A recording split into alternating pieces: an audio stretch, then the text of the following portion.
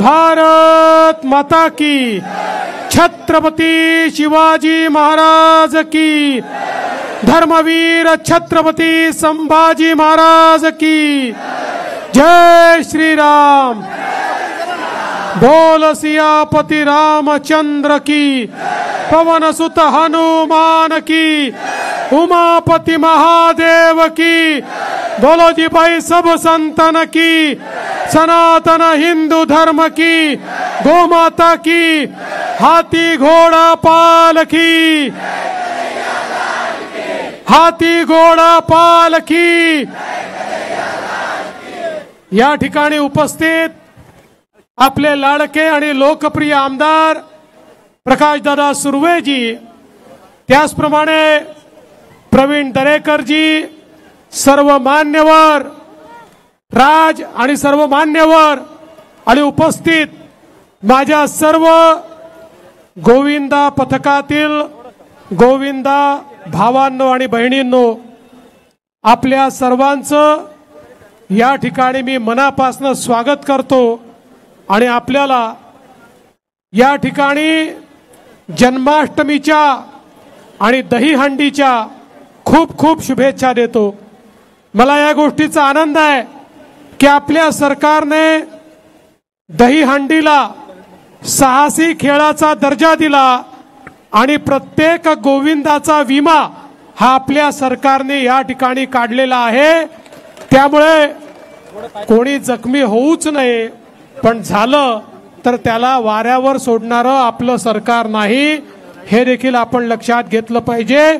मुख्यमंत्री एकनाथराव शिंदेजींच्या नेतृत्वात आपल्या सरकारने सगळ्या गोविंदा पथकांची काळजी ही या ठिकाणी घेतली आहे। खरं म्हणजे प्रभू श्रीकृष्णाने आपल्याला गोपाल काल्याच्या माध्यमातून सामाजिक अभिसरण शिकवलेलं आहे।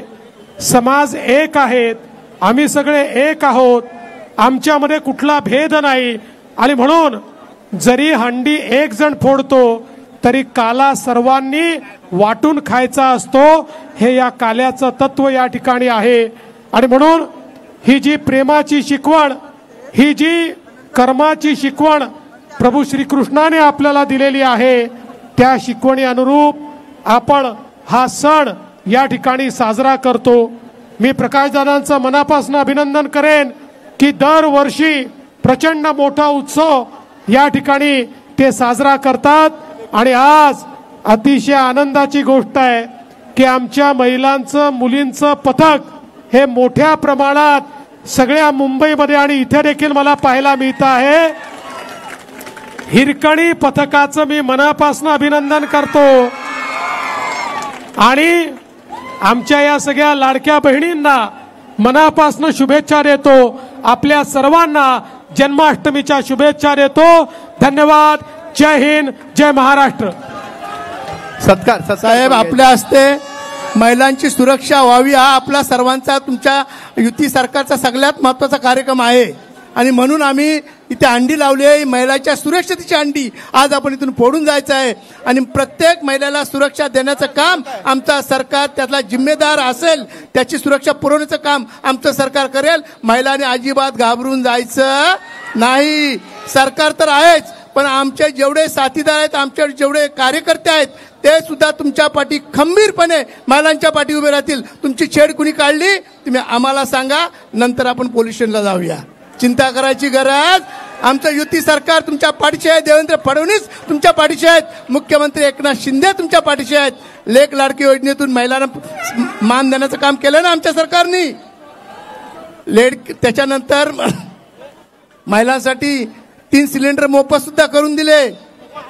मोफत शिक्षण सगळ्यात महत्वाची गोष्ट म्हणजे देवेंद्र फडणवीस साहेब आणि एकनाथ शिंदे साहेबांनी ज्या मुली आमच्या उच्च शिक्षण घेऊ शकतात 12वी नंतर त्यांना मोफत शिक्षण देण्याचं काम आमच्या सरकारने केलंय। काही दुष्ट लोक खाली बोलतात आम्हाला गरज नाही, नावं ठेवतात, काही नालायक लोक नको ते कृत्य करतात, पण त्यांना सुद्धा आमचा सरकार धडा शिकवल्याशिवाय राहणार नाही। म्हणून साहेब आपण महिलांची अंडी फोडावी अशी विनंती करतो। इकडे सुद्धा साहेब मोठ्या संख्येने आहेत, साहेबांचा पहिला सत्कार करून घ्या। मी आमदार प्रकाशदादा सुर्वे यांना विनंती करतो की त्यांनी उपमुख्यमंत्री देवेंद्र फडणवीस साहेब यांना शॉल आणि पुष्पगुच्छ देऊन त्यांना या ठिकाणी मागा ठाणेच्या वतीने सन्मानित करायचंय। सोबत महिला विभाग प्रमुख मीनाताई पानमन या ठिकाणी